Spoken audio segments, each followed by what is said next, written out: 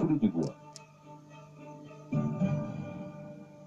18h45, le départ de la course des As. L'homme contre la mer, Paris-Roubaix de la course à pied. 29 concurrents, 15 nations, 22 internationaux. Dès le départ, quelques coureurs plus rapides. Le Kényan Eyapan, le Français Oubadris et l'homme du Burundi Gayaka.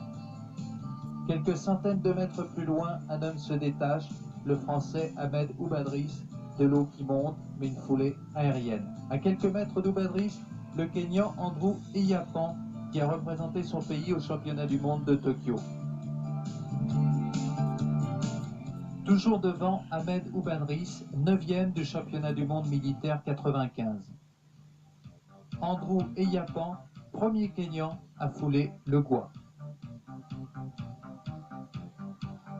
Les foulées du Gois, course très médiatique, hélicoptère et notre camion pour le direct course. Toujours Ahmed Oubadris, mais regardez bien, petit coup d'œil à l'arrière, peut-être sent-il quelqu'un qui va revenir. Merveilleuse image du Gois, observez le courant qui ramène les athlètes sur la droite de la chaussée. Y a-t-il plus belle image que ce gros plan de foulée sur le Gois, des gerbes d'eau qui fouettent le mollet, les vagues formées, les athlètes sont au 2e kilomètre, c'est cela le Gois, unique, magique, ce sont les commentaires, images et musique, vous vivez à quelques mètres des coureurs, les 9e foulées du Gois. Un grand moment dans la course, l'apparition des premiers spectateurs avec les embarcations de nos amis ostréiculteurs. Applaudissements bienvenus, nous sommes au plus difficile de la course, l'eau monte à mi-mollet. Position de course, l'apparition d'un homme à la casquette, Harald Udak, tchèque, devancé par le Marocain El Amadi. Sont-ils en tête? Eh bien non, toujours devant Ahmed Oubadris. Image étonnante d'un homme concentré sur sa course, croisant des pêcheurs. Autre image du Gois, la mer qui monte, des spectateurs dans les balises, rare moment où l'homme n'attend pas les secours. Mais revenons une nouvelle fois à la course. Vous allez vivre le tournant de l'édition 95. Un homme se rapproche du leader. Petit regard d'Oubadris, il est dépassé. L'homme de tête s'appelle désormais Abdel Aïdzouri. Ce sera le vainqueur de l'édition 95. Un tournant de course vécu et applaudi par de nombreux spectateurs en bas. Revoilà notre Kényan Eyapan, longtemps 2e, mais qui la décroche, qu'il est dur d'affronter les courants. Ce que doit se dire aussi Oubadris, déjà dépassé par Aïdzouri et qui là voit fondre sur lui le Tchèque Udak, champion international de cross. Et derrière, toujours ce spectacle unique du Gois, images, musique. Et maintenant, les derniers instants de l'édition 95. L'homme de tête, Abdel Aïdzouri, il va sortir de l'eau, suivi à quelques foulées de son 2e, Harald Udak. Et là, l'instant, tous les coureurs vous le diront, où l'on se sent plus léger. Regardez bien la foulée du futur vainqueur. Il vole, superbe foulée, superbe spectacle.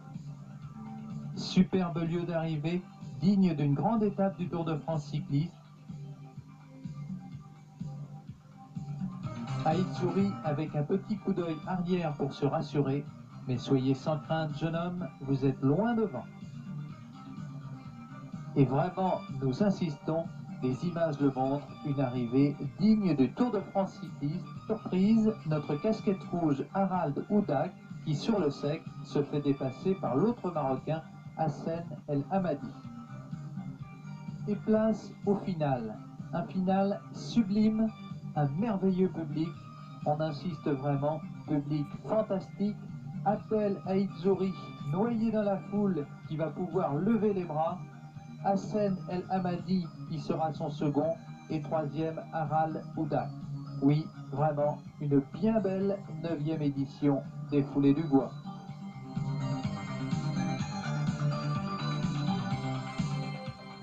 Merci Michel, le public est ravi, à pied ou en bateau, il est heureux d'avoir vécu une grande épreuve sportive avec les marins du Gois.